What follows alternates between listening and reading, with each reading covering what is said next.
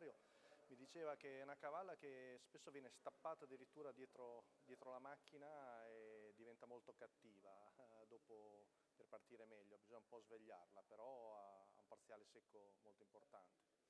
Vado perché c'è già l'autostart in movimento.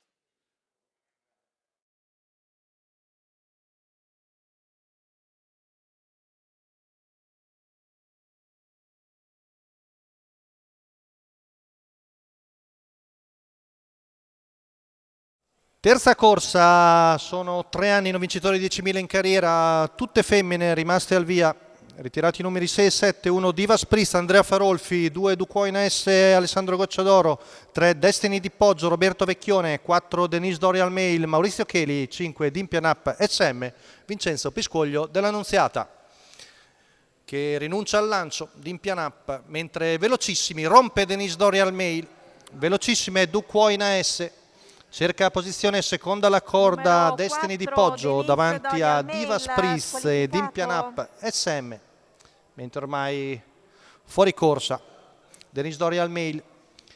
Quindi la favorita al comando che passa i primi 200 metri in 15,1. Nella sua scia la tedesca Destiny di Poggio. Poi a una decina di metri Divas Priest davanti a Dimpian Up SM. Modera il ritmo Alessandro Gocciadoro in sulchi alla figlia di Fazer Patrick che arriva in 37 ai 400 metri. Visto il ritmo blando si stanno ricongiungendo le due attardate. Sempre invece Roberto Vecchione con Destiny di Poggio rimane nella scia della battistrada. Tanto arriviamo ai 600 in 47 scarsi. Siamo al passaggio davanti alle tribune con il quartetto ancora in fila indiana. Destiny di Poggio seconda la corda su Divas Priest, mentre Vincenzo Piscoglio sposta la Saura Dimpian Up SM, visto il ritmo blando, e prova l'avanzata 1-2-7 il primo giro.